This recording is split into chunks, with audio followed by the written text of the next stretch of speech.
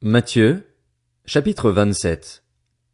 Le matin venu, tous les chefs des prêtres et les anciens du peuple tinrent conseil contre Jésus pour le faire mourir.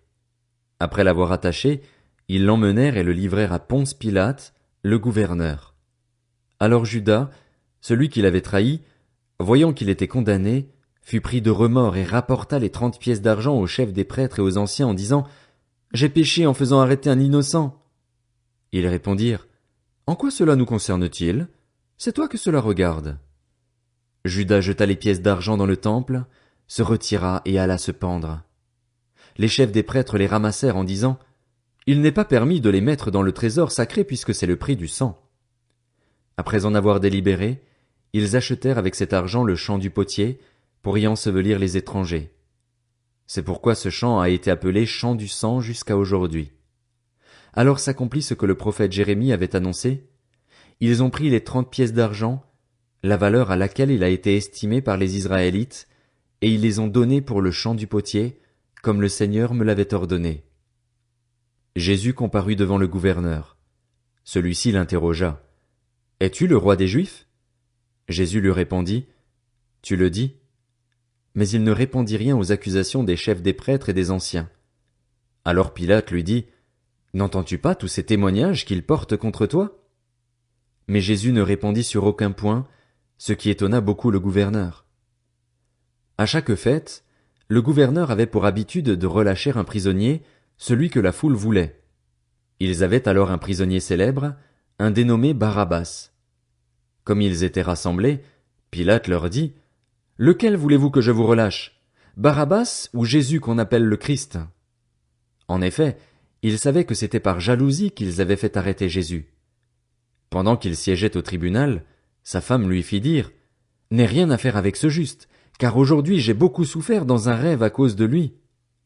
Les chefs des prêtres et les anciens persuadèrent la foule de demander Barabbas et de faire mourir Jésus. Le gouverneur prit la parole et leur dit: Lequel des deux voulez-vous que je vous relâche? Ils répondirent: Barabbas. Pilate répliqua: Que ferai-je donc de Jésus qu'on appelle le Christ? Tous répondirent: Qu'il soit crucifié. Mais quel mal a-t-il fait? Dit le gouverneur. Ils crièrent encore plus fort: Qu'il soit crucifié. Voyant qu'ils ne gagnaient rien, mais que le tumulte augmentait, Pilate prit de l'eau, se lava les mains en présence de la foule et dit: Je suis innocent du sang de ce juste, c'est vous que cela regarde. Et tout le peuple répondit: Que son sang retombe sur nous et sur nos enfants. Alors Pilate leur relâcha Barabbas, et, après avoir fait fouetter Jésus, il le livra à la crucifixion.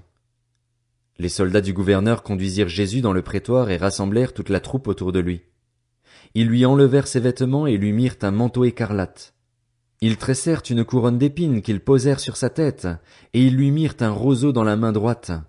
Puis, s'agenouillant devant lui, ils se moquaient de lui en disant: Salut, roi des Juifs! Ils crachaient sur lui, prenaient le roseau et le frappaient sur la tête.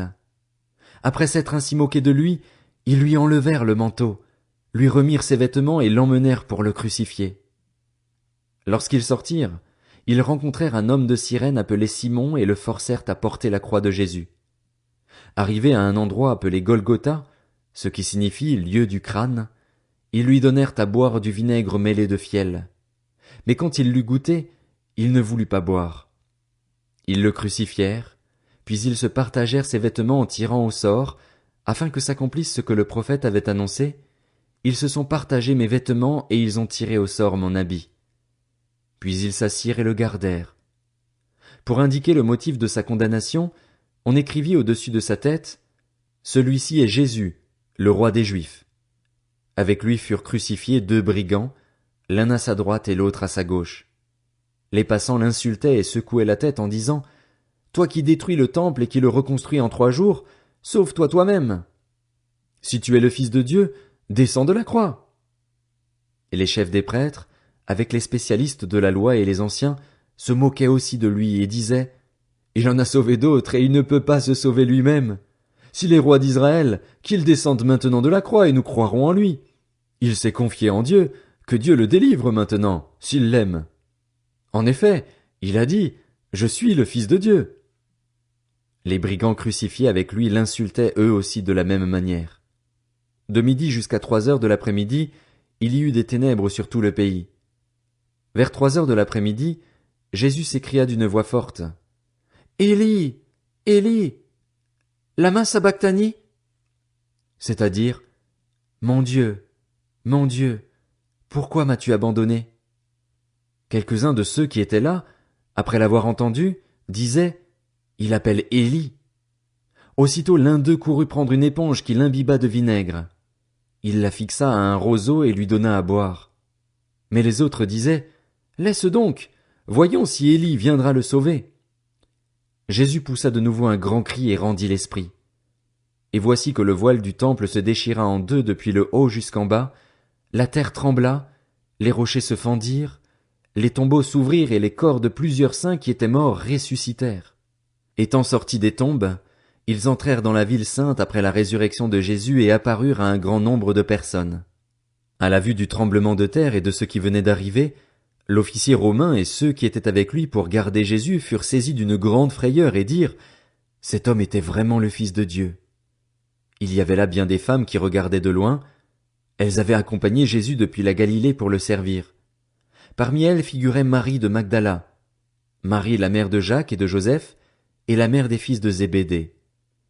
Le soir venu arriva un homme riche d'Arimathée, du nom de Joseph, qui lui aussi était un disciple de Jésus.